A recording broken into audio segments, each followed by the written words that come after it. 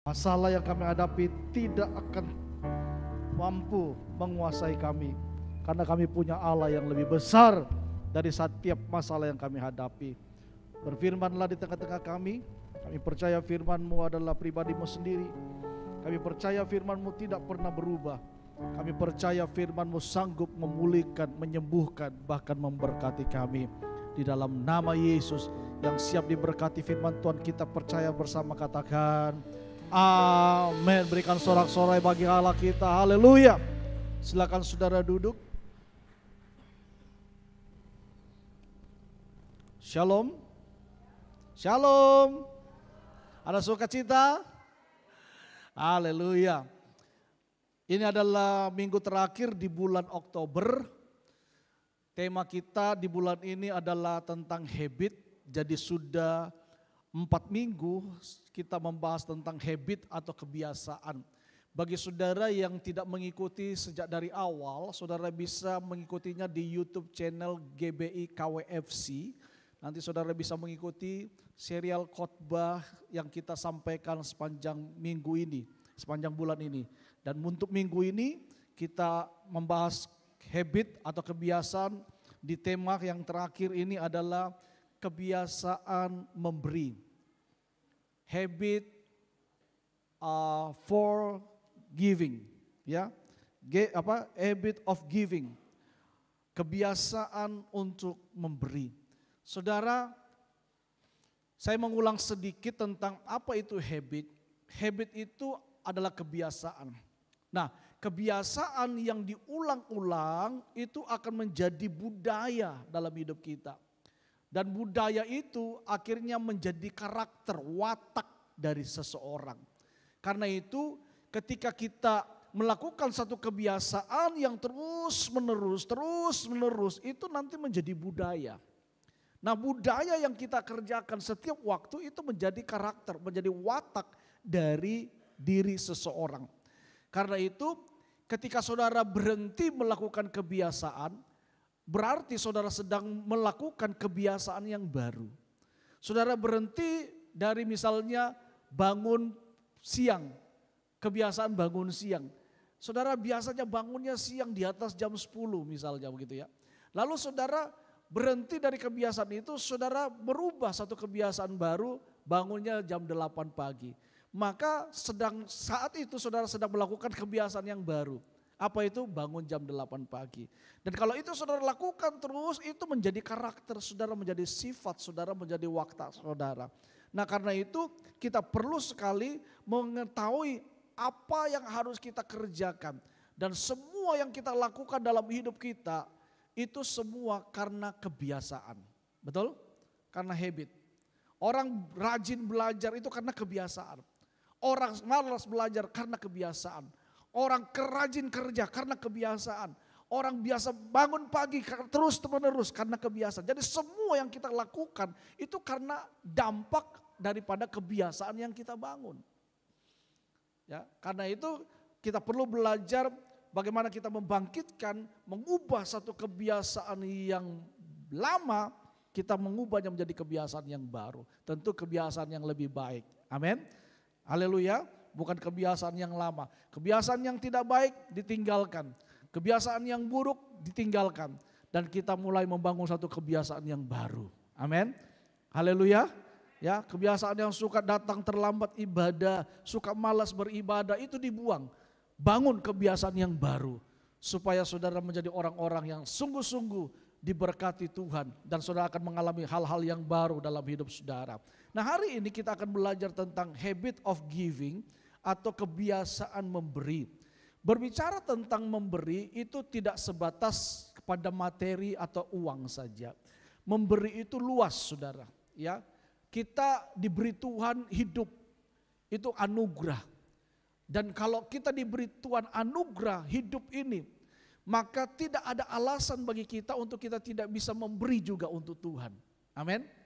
Haleluya. Tuhan sudah kasih hidupnya, Tuhan sudah kasih semuanya. Bahkan nyawanya, anaknya yang sulung, Yesus Kristus dikorbankan untuk saudara dan saya. Itu sebabnya tidak ada alasan juga bagi kita untuk kita tidak bisa memberi sesuatu kepada Tuhan. Walaupun memang kita penuh dengan keterbatasan, kita penuh dengan kekurangan. Tapi saya percaya di setiap kita Tuhan sudah menaruh sesuatu yang merupakan benih untuk kita bisa tabur itu di dalam kehidupan kita. Benih itu saudara akan bertumbuh dan akan berbuah ketika dia ditabur. Betul? Kalau benih itu tidak ditabur, maka benih itu tidak akan menjadi sesuatu. Tahukah saudara, di dalam biji sebuah di dalam sebuah apel itu ada ribuan pohon apel di dalamnya. Betul? Karena di dalam buah apel itu ada biji buah apel yang bisa berpotensi menghasilkan ratusan bahkan ribuan apel.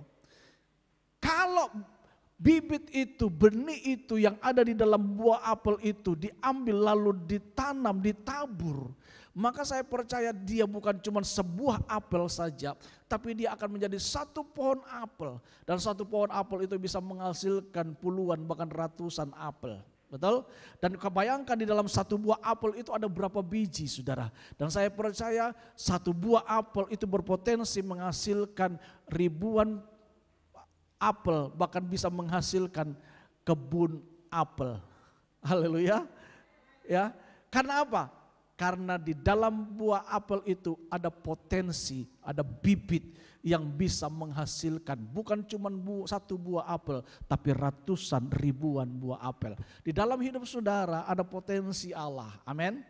Haleluya. Ada benih Allah di dalam hidup saudara. Dan benih Allah itu saudara, potensi yang ada dalam hidup kita itu harus ditanam, harus ditabur supaya benih itu bisa menghasilkan sesuatu. Sebab saya percaya kalau benih itu tidak ditanam dan tidak ditabur, dia akan menjadi benih. Dan dia lama-lama akan menjadi busuk dan mati, tidak akan menghasilkan apa-apa. Karena itu kita perlu menghasilkan sesuatu. Dan untuk bisa menghasilkan sesuatu tidak ada cara lain, yaitu kita harus menabur. Katakan amin. Haleluya. Petani dia akan menghasilkan panen, mendapatkan hasil panennya ketika dia menabur. Betul? Seorang petani tidak akan pernah menuai jika dia tidak pernah menabur. Di dalam hidup kita, kalau kita tidak pernah menabur, jangan pernah berharap untuk saudara bisa menuai.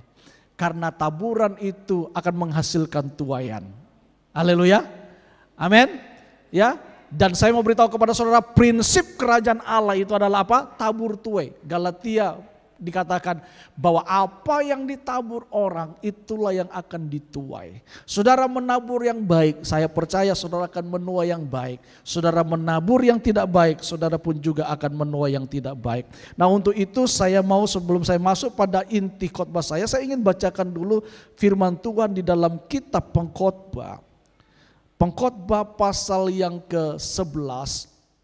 Nanti saya akan mengajak saudara untuk kita belajar dari satu jemaat yang namanya Jemaat Makedonia. Tapi sebelum kita masuk pada Jemaat Makedonia, saya ingin saudara membuka dulu di dalam Pengkhotbah pasal yang ke-11, mulai ayat yang pertama. Pengkhotbah pasal yang ke-11, mulai ayat yang pertama. Sudah ketemu? Yang sudah ketemu bilang amin. Oke, kita baca sama-sama. 2, 3.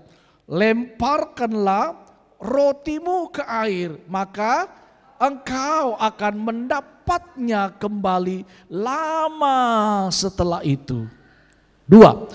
Berikanlah kebahagiaan kepada 7, bahkan kepada 8 orang, karena engkau tidak tahu malapetaka apa yang akan terjadi di atasmu. Bila awan-awan sarat mengandung hujan, maka hujan itu dicurahkannya ke atas bumi.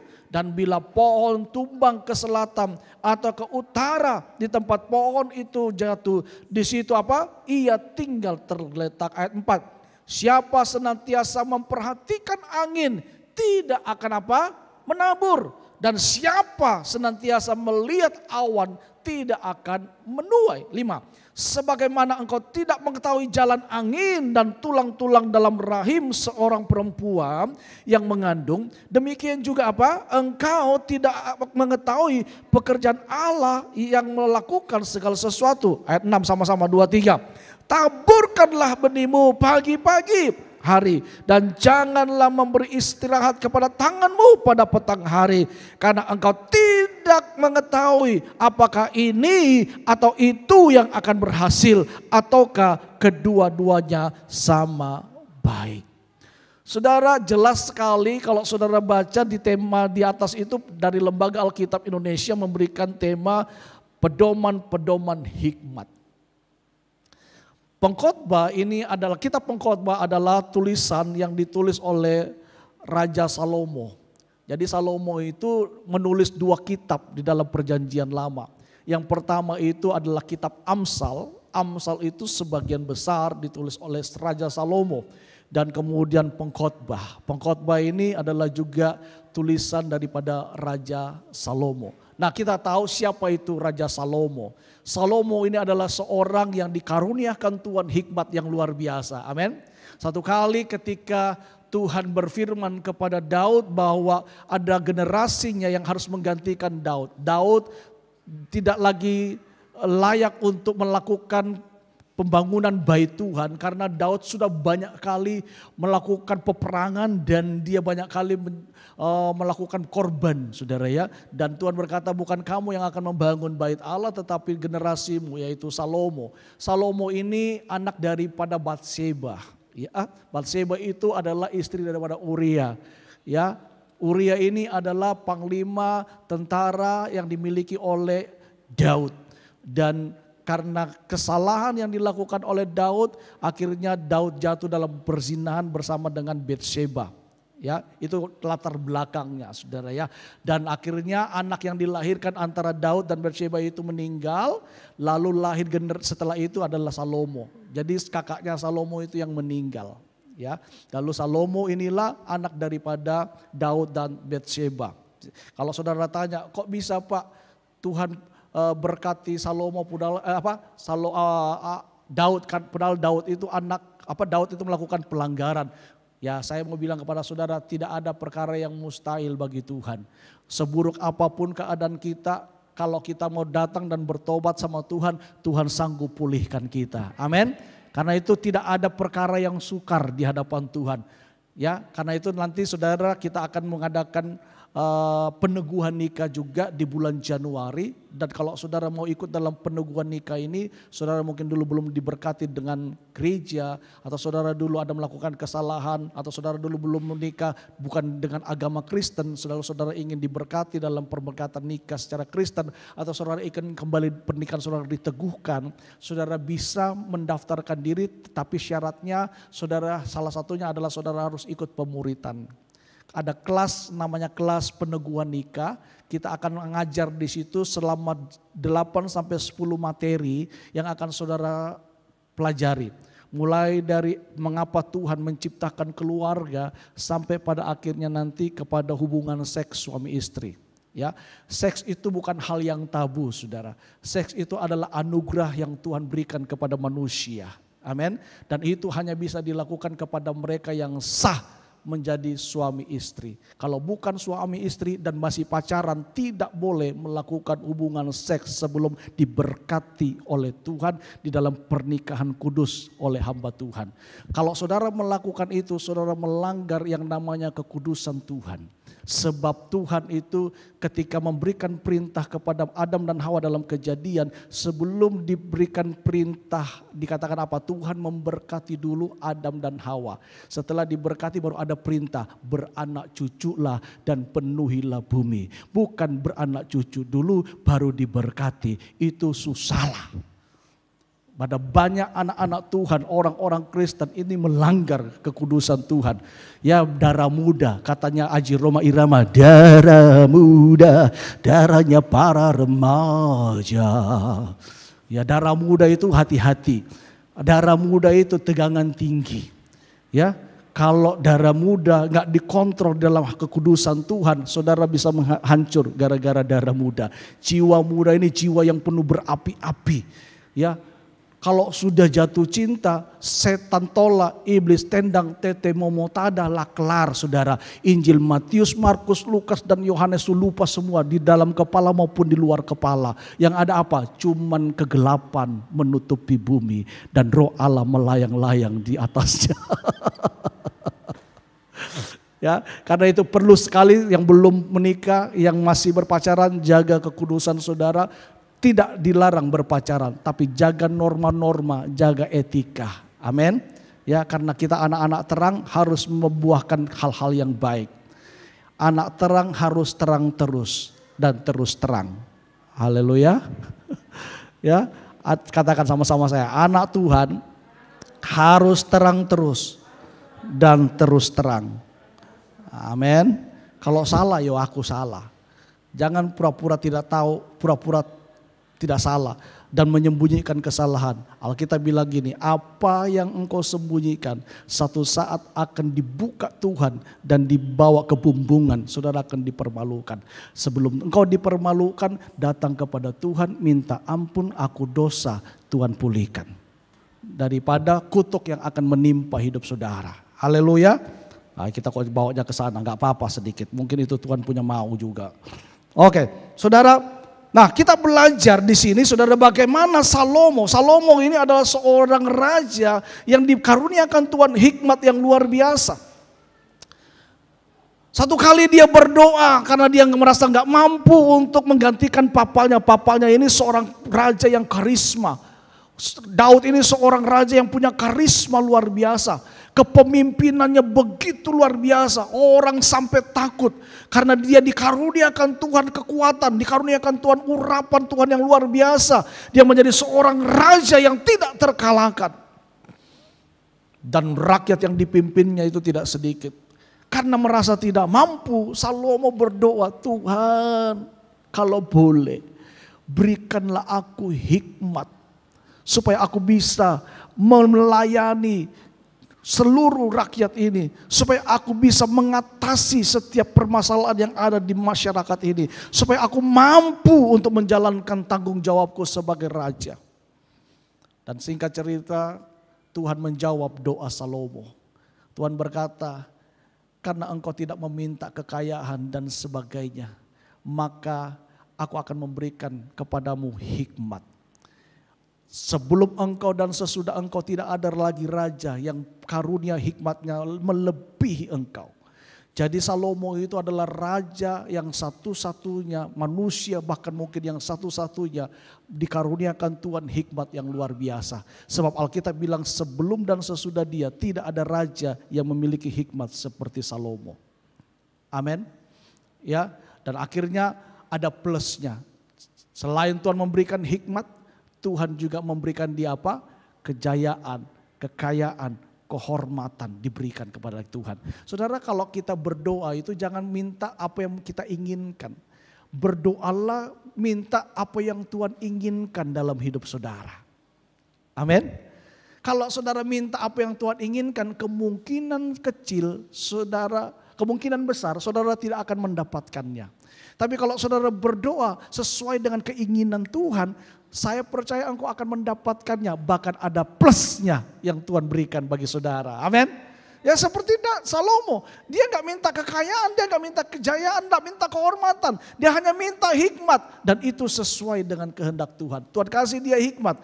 Plus Tuhan menambahkan kekayaan. Tuhan menambahkan kehormatan dalam hidupnya. Nah saudara, kita kembali pada tema kita.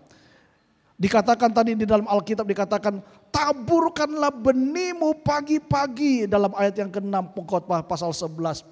Ya, taburkanlah benihmu pagi-pagi hari dan janganlah memberi istirahat kepada tanganmu pada petang hari karena engkau tidak mengetahui apakah ini atau itu yang akan berhasil atau kedua-duanya sama baik. Terkadang waktu kita mau menabur, kita berpikir begini, nanti kalau saya tabur kira-kira saya akan dapat enggak kembali. Saudara, saya mau beritahu kepada saudara, waktu saudara menabur, entah itu uang, entah itu waktu, entah itu apapun, jangan saudara berpikir gini, saya pasti akan mendapatkan kembali. Karena waktu saudara berpikir seperti itu, ketika Tuhan tidak melakukannya, saudara akan kecewa.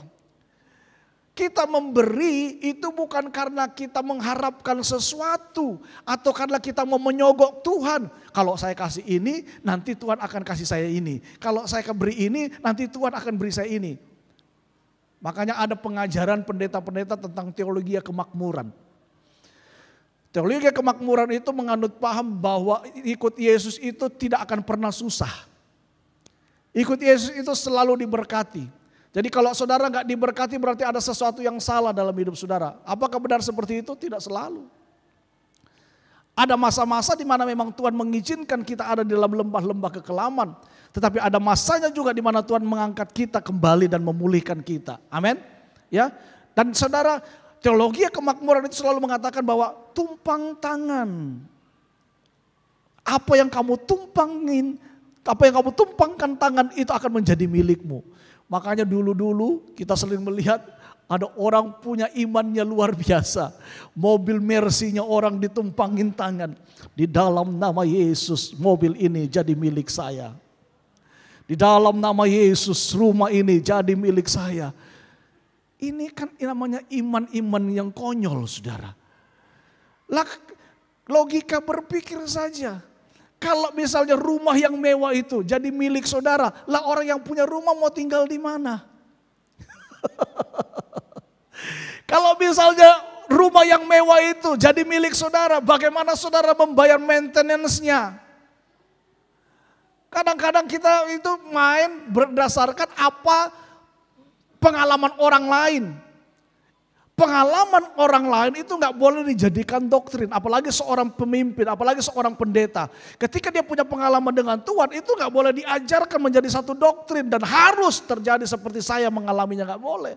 Masing-masing Tuhan punya cara untuk menunjukkan mujizatnya dalam kehidupan kita. Amin.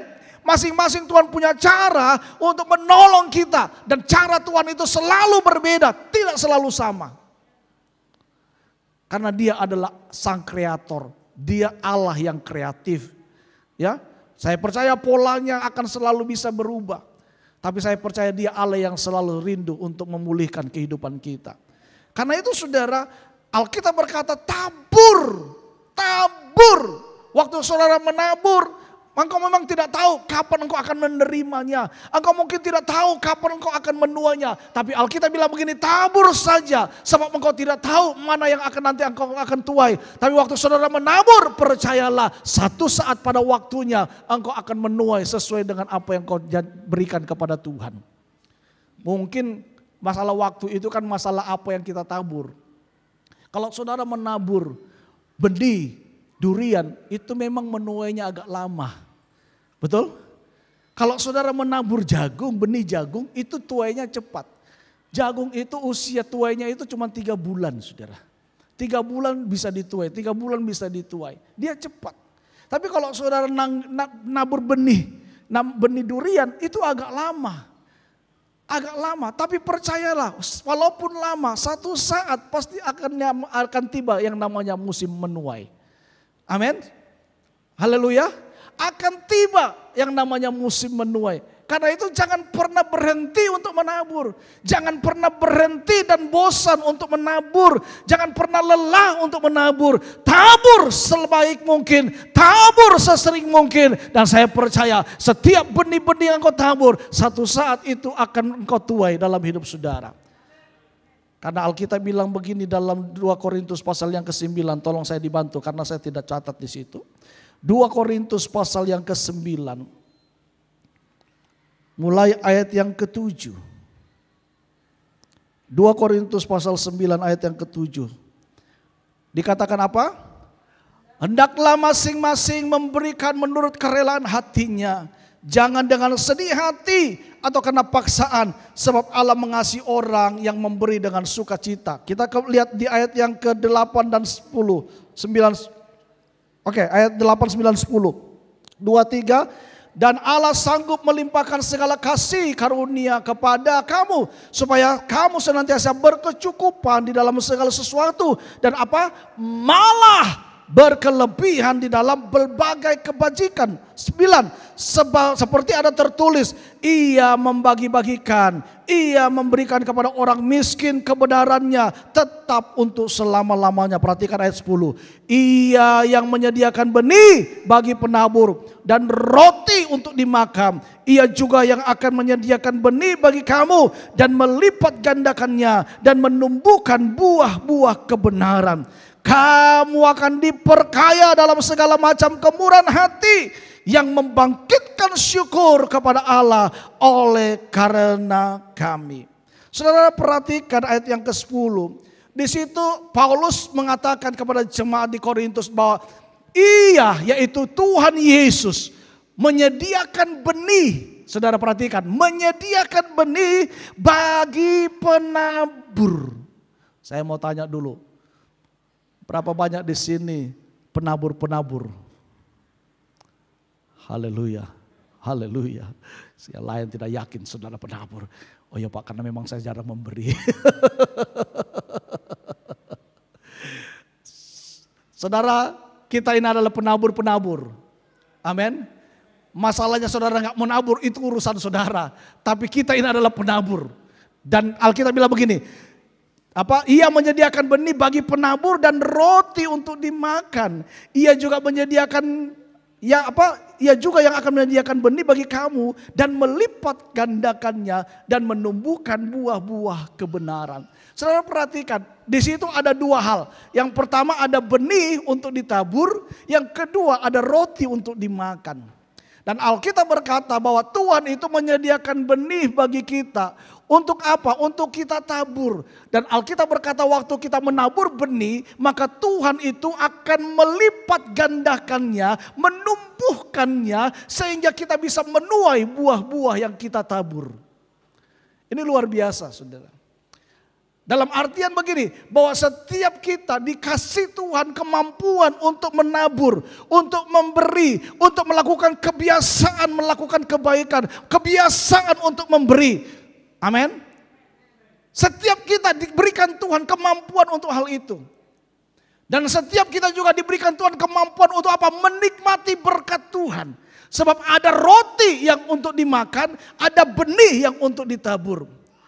Kalau itu benih yang Tuhan berikan dalam hidup saudara, Alkitab mengajarkan kita untuk kita menaburnya. Amin. Menabur, entah itu kepada pelayanan pekerjaan Tuhan, entah itu kepada teman-teman yang memang membutuhkan, entah itu kepada sesama yang memang memerlukan, dan Tuhan menyuruh saudara, menggerakkan saudara tabur. Amin. Tetapi Alkitab juga mengatakan ada roti yang untuk dimakan. Roti untuk dimakan. Kalau memang itu roti berbicara tentang berkat yang memang Tuhan khususkan buat saudara nikmati, nikmati. Amin. Kalau itu roti untuk dimakan, nikmati. Pakailah itu untuk pelayan, untuk kehidupan keluarga saudara. Pakailah itu memang roti untuk dimakan, kan begitu ya. Saudara nikmati. Pakai itu untuk jalan-jalan ke luar negeri kah? Pakai itu untuk membeli rumah yang lebih baik, merenovasi rumah, nggak apa-apa. Itu nggak salah. Karena itu adalah roti yang harus saudara makan dan saudara nikmati. Tapi kalau itu benih, ini yang bahaya. Jangan pernah makan benih yang Tuhan berikan untuk ditabur. Karena waktu saudara memakan benih yang Tuhan berikan untuk saudara tabur, saudara tidak akan pernah menuai ketika musim menuai itu terjadi. Tapi kalau benih yang saudara terima dari Tuhan dan saudara tabur itu, saya percaya Tuhan akan menumbuhkannya dan engkau akan menikmati buah-buahnya. Haleluya. Timbul pertanyaan, Pak, bagaimana saya bisa memberi, Pak? Wong saya juga enggak punya. Pak, bagaimana saya bisa memberi? Saya juga kekurangan. Pak, bagaimana saya bisa memberi? Makan saja saya susah. Ya, saya mau ajar kepada kita belajar dari satu jemaat yang ada di dalam Alkitab. Namanya itu Jemaat Makedonia. 2 Korintus pasal yang ke-8. Mulai ayat yang pertama sampai dengan ayat yang ke-6. Nanti saudara sampai di rumah saudara baca terus secara seluruhannya. Saudara nanti di rumah saudara baca 2 Korintus pasal 8 dan pasal 9. Karena dua pasal ini itu saling berkaitan. 2 Korintus 8 dan 2 Korintus pasal 9 ini Paulus menulis kepada jemaat di Korintus. Paulus sedang mengajar jemaat di Korintus untuk apa? Mereka menjadi orang-orang yang melakukan kebenaran Tuhan di dalam hal apa? Memberi. Kenapa? Karena Paulus memberitahukan, kalau saudara baca dalam pasal 8 dan pasal 9. Kalau saudara lihat, Paulus mengajar jemaat di Korintus itu untuk mereka belajar untuk memberi. Karena mereka sudah mengenal kasih karunia Allah, seharusnya hidup mereka bukan cuma diubahkan secara dibenarkan secara spiritual, tetapi juga ada tindakan action yang lainnya apa? Mereka harus menjadi berkat.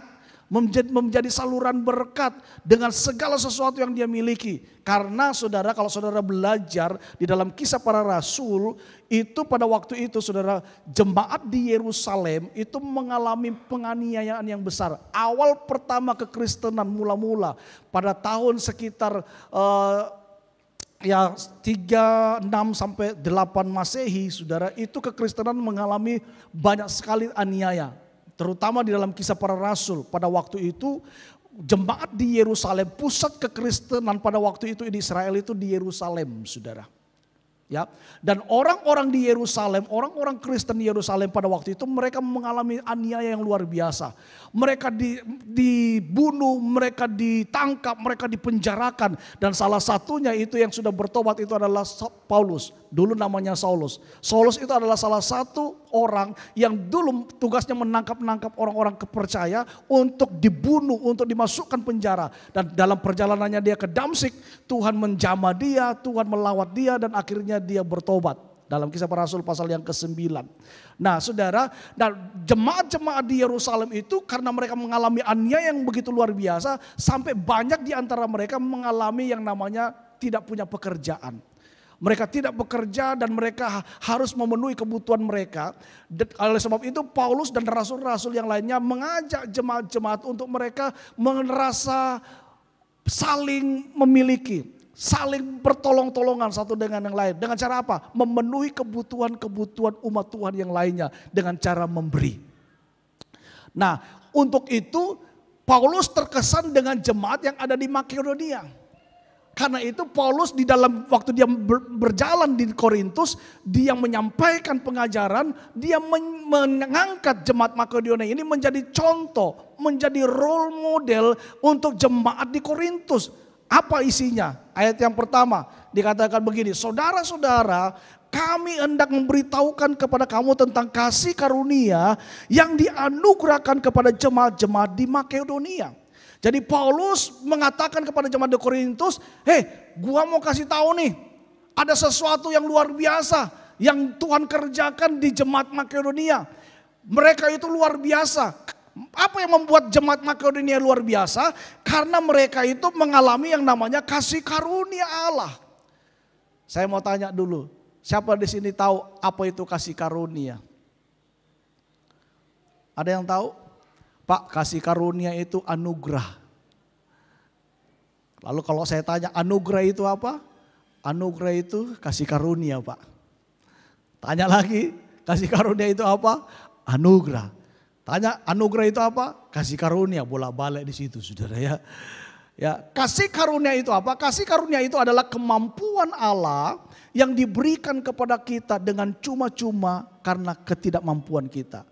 Sekali lagi, kasih karunia itu adalah kemampuan Allah yang diberikan kepada kita dengan cuma-cuma karena ketidakmampuan kita.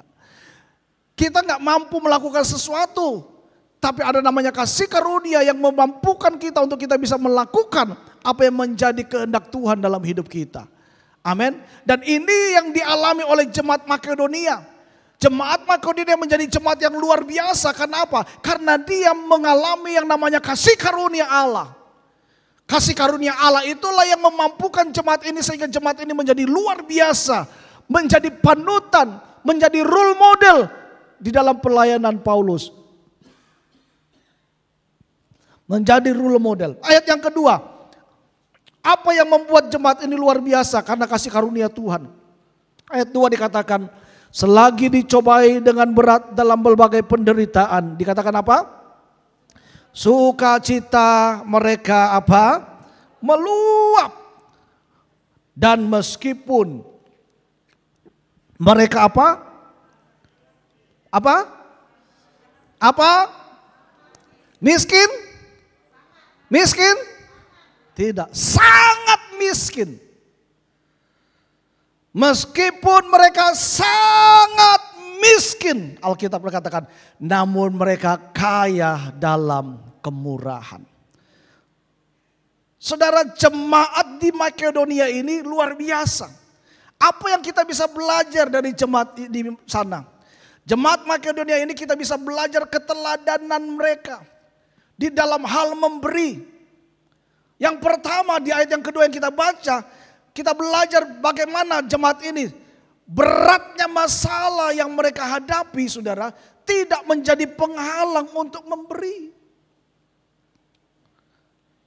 Walaupun mereka dicobai dengan pencobaan yang begitu berat, dicobai dengan berat, mengalami yang namanya berkat Tuhan. Tapi saudara perlu bertindak, sekalipun mungkin belum melihat, tapi saudara bertindak. Saya percaya waktu saudara bertindak, itulah yang disebut dengan iman. Karena iman itu akan menembus alam supranatural, alam natural kita. Dan dia akan menembus segala sesuatu ketidakmungkinan dalam hidup kita. Amin. Waktu saudara melangkah dengan iman, disitulah terjadi mujizat. Petrus ketika Tuhan bilang, mari jalan bersama dengan aku, ikut jempranglah ke sini. Petrus kalau dia nggak melangkah dengan iman, dia nggak akan bisa melangkah. Mungkin waktu dia mau keluar dari perahu, Yakobus bilang gini, Petrus, hati-hati, kok tenggelam nih, ombak besar. Itu Tuhan, kok bukan Tuhan. Tapi Petrus nggak pusing. Petrus nggak pusing dengan apa kata Markus, apa kata Andreas, apa kata Matius, apa kata Lukas dan sebagainya. Saudara, dia melangkah, dia berjalan di atas air. Imannya itu yang melakukan mujizat dalam hidupnya. Amin. Waktu dia melangkah dengan iman, dia bisa jalan di atas air. Hanya Petrus satu-satunya manusia yang di muka bumi ini yang pernah menikmati berjalan di atas air. Betul apa benar? Ya, kalau bangsa Israel itu berjalan di dasar laut, saudara. Karena airnya terbelah, dia jalan di tanahnya. Kan begitu ya? Dia tidak berjalan di atas air. Tapi Petrus berjalan di atas air. Petrus bisa mengalami mujizat karena dia melangkah dengan iman. Dia bertindak. Dan Yesus bilang begini, berbahagialah engkau, hai kamu yang tidak melihat namun percaya. Tidak melihat tapi percaya, di situ mujizat terjadi. Nah, jemaat di Makedonia ini, saudara, dikatakan dia dicobai dengan berbagai pencobaan. Tapi dia tetap bersuka cita. Kita baru sakit sesuatu untuk kerajaan Allah. Dan dia akan berusaha untuk hidup saya bisa jadi berkat bagi pelayanan pekerjaan Tuhan. Amin. Jadi bukan cuma datang, duduk, dengar, diam dan pulang. Tidak. Jadi aktif di dalam melayani Tuhan. Nah, jemaat Makedonia ini, saudara, dia adalah jemaat yang luar biasa. Dia katakan dia mendesak Paulus untuk dilibatkan dalam pelayanan.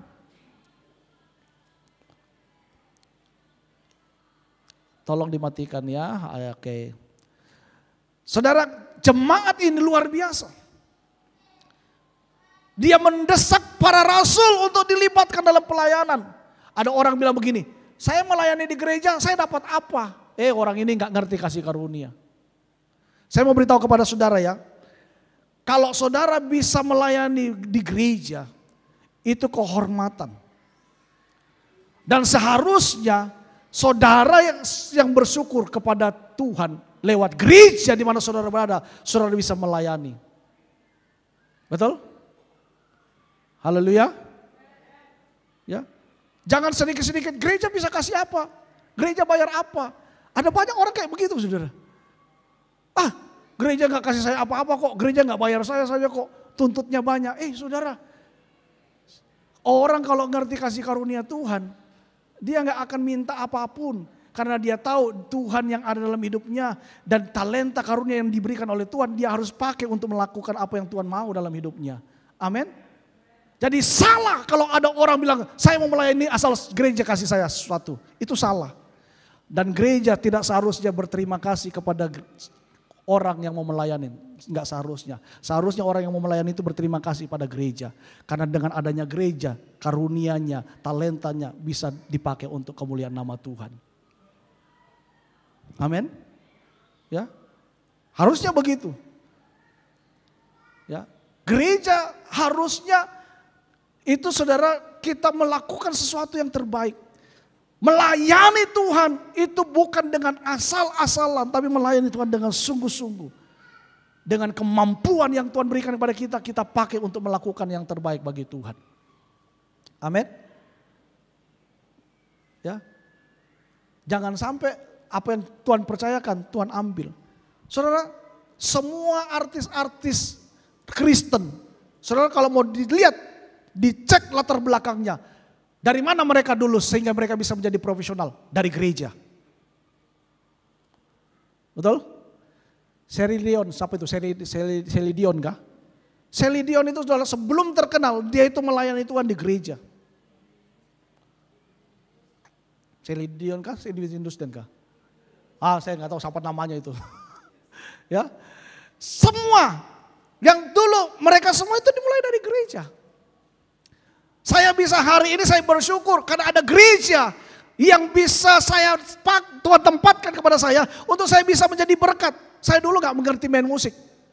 Tapi ada gereja sehingga gereja itu tempat di mana saya bisa melayani Tuhan. Di gereja itulah saya bertumbuh dalam pelayanan. Di gereja itulah Tuhan menambahkan karunia-Nya. Di gereja itulah talenta saya bisa kembangkan. Yang tadinya gak bisa main musik, akhirnya bisa main musik. Yang tadinya nggak bisa mimpin pujian, di gereja itu saya bisa mimpin pujian dan saya bisa bernyanyi dengan baik. Haleluya. Jadi salah kita kalau kita bilang gini, gereja harus kasih apa sama saya. Ini orang yang konsep berpikirnya salah. Kalau kita ngerti kasih karunia Tuhan, kita harus sadar bahwa saya harus terlibat dalam pelayanan, itu adalah anugerah Tuhan. Karena jemaat ini saudara luar biasa. Dia yang mendesak loh. Jemaat Makedonia yang mendesak kepada Paulus, ayo libatkan kami dalam pelayanan. Ayo libatkan kami. Mereka yang mendesak. Dan mereka semuanya rindu untuk melayani Tuhan. Saya berdoa jemaat semua yang ada di tempat ini, semua mempunyai kerinduan untuk melayani Tuhan. Amin. Haleluya. Dengan talenta kau saudara masing-masing, layani Tuhan. Jangan jadi jemaat yang cuma duduk diam lalu pulang tak buat apa-apa. Jadilah jemaat yang aktif di dalam melayani Tuhan. Yang keempat, yang terakhir, kita belajar dari jemaat Makedonia. Yang keempat apa saudara? Yang keempat, kegairahan jemaat ini untuk memberi bagi jemaat di Yerusalem tadi saudara, mendemonstrasikan sikap persaudaraan Kristiani dalam Kristus. Dari apa yang dilakukan oleh jemaat Makedonia, dia menyadari bagaimana sebagai tubuh Kristus, sebagai sesama umat ketebusan Tuhan, itu saling menolong satu dengan yang lain. Saudara, kalau saudara diberkati Tuhan, jangan tutup mata. Belajarlah membuka mata dan perhatikan orang-orang yang memang memerlukan. Amin. Haleluya. Karena saya percaya waktu saudara melakukan taburan yang baik, engkau akan menuai yang baik. Amin. Saya sejak bertobat sampai hari ini, saya gak pernah hitung-hitungan sama Tuhan. Sejak awal saya bertobat, bagaimana Tuhan tolong saya tadi gak mengerti pelayanan. Tuhan bawa saya sampai saya bisa mengerti melayani Tuhan sampai hari ini. Dan Tuhan percayakan saya untuk mengembalakan. Semua karena siapa? Kasih karunia Tuhan. Saya bayangkan kalau dulu saya gak bertobat dan kalau gak ada gereja, saya jadi apa saudara? Saya ini dulu anak nakal. Tapi Tuhan pulihkan dan Tuhan berkati. Dan saya melihat saudara dalam perjalanan saya, ketika saya menabur sesuatu, apa yang saya tabur itu saya melihat Memang tidak cepat saya tuai, tapi dalam hari ini saya melihat tuaian Tuhan itu terjadi. Saya mau cerita sedikit tentang keluarga kami, orang tua saya. Mama saya ini selalu menabur, saudara. Dalam keadaan kurang pun dia menabur. Mama saya ini nggak mau menolong orang. Setiap ada orang susah datang ke rumah, itu selalu ditampung. Dia nggak punya rumah, dia nggak bisa makan, selalu ditampung di rumah. Kebetulan waktu itu rumah kami itu kamarnya banyak, saudara. Jadi setiap ada orang yang merantau ke Kalimantan di Bontang, kalau mereka nggak punya rumah, datang ke rumah kami, itu selalu orang tua tampung. Dikasih tempat tinggal yang bagus, dikasih makan 3 kali sehari, tidak dituntut banyak hal. Tidak punya pekerjaan, mama saya minta tolong kenalan-kenalan yang sering datang ke rumah. Tolong dong, ini ada orang butuh kerjaan. Dikasih pekerjaan, saudara. Dan saudara tahu, itu sepertinya sia-sia. Pada waktu saya belum mengerti, waktu kami masih remaja, saya itu sering bersungut-sungut gini. Kenapa sih mama ini baik banget sama orang? Kita saja makan kadang-kadang cukup, kadang-kadang pas-pasan, kadang-kadang gak ada. Ini mau nampung-nampung orang, mau kasih makan orang. Aduh, kadang-kadang kita marah. Saudara, tapi mama saya bilang begini, saya melakukan ini, mungkin saya tidak menuai, tapi satu saat kalian anak-anak yang akan menuai. Dan saudara tahu, benar. Waktu mama saya meninggal, saudara, yang datang itu bukan cuma keluarga dekat, yang datang itu dari mana-mana. Dari daerah-daerah mana-mana datang, saudara. Dan hampir setiap tamu yang datang ke rumah melayat orang tua saya, selalu dia bilang begini, kita ini berterima kasih sama mamamu.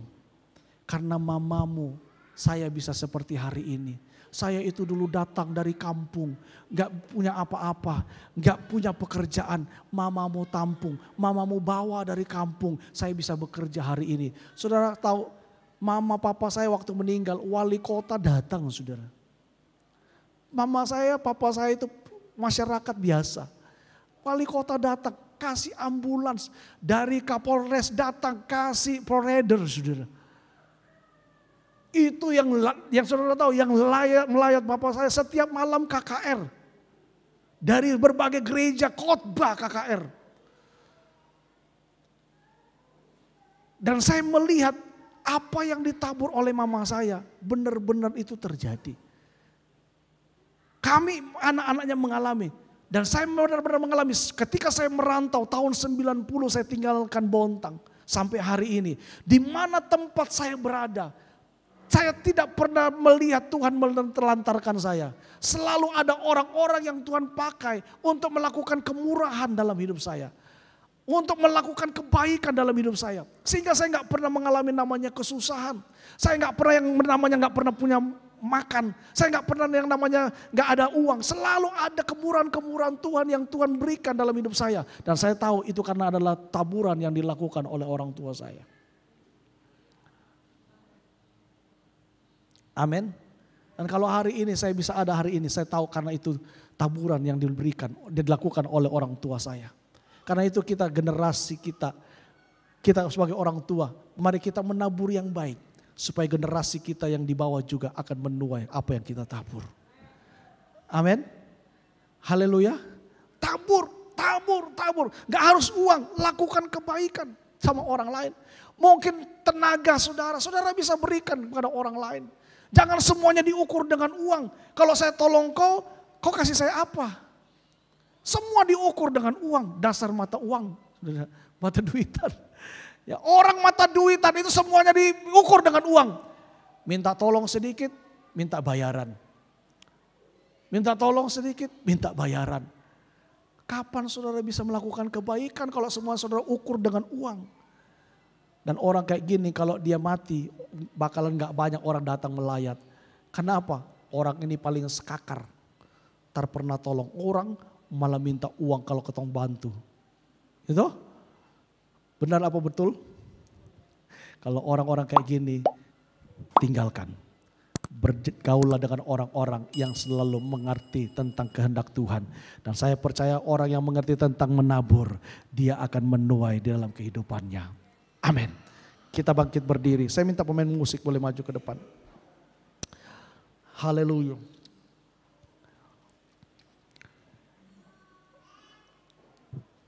Bapak Ibu Saudara yang dikasihi Tuhan. Kita sudah belajar 1 bulan ini tentang habit, kebiasaan. Mulai dari minggu pertama sampai minggu kelima ini. Saya harap apa yang saya sampaikan dalam 1 bulan ini, itu bisa menjadi perubahan dalam hidup saudara. Saudara bisa lakukan, saudara mengalami perubahan dalam hidup saudara. Ya. Mulailah suatu kebiasaan yang baru. Saudara, setelah saudara mendengar firman Tuhan hari ini, apakah saudara sudah membiasakan diri untuk menyisihkan sebagian penghasilan saudara, untuk memberikan semua talenta yang saudara miliki untuk melayani Tuhan, melakukan pekerjaan Tuhan? Ataukah saudara merasa cukup, udahlah yang penting saya tidak merepotkan orang, saya tidak mengganggu orang, cukup makan, cukup pakai, udahlah. Saudara, kita harus mulai mengubah kebiasaan yang baru. Khususnya hari ini kita mulai belajar mengubah kebiasaan apa? Membiasakan untuk menjadi berkat. Membiasakan untuk memberi. Gak harus banyak. Tapi apa yang Tuhan berikan dalam hidupmu, benih itu engkau harus tabur. Jangan benih engkau makan. Roti yang harus engkau makan, tapi benih engkau harus tabur. Waktu engkau menabur benih dalam hidupmu, engkau akan melihat tuaian demi tuaian terjadi. Haleluya.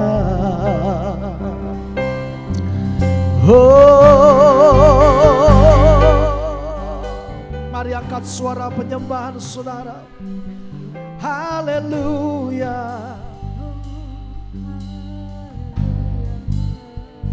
Haleluya. Haleluya. Oh, haleluya. Oh, kami menyembahmu, kami meninggikan namamu, Yesus Tuhan.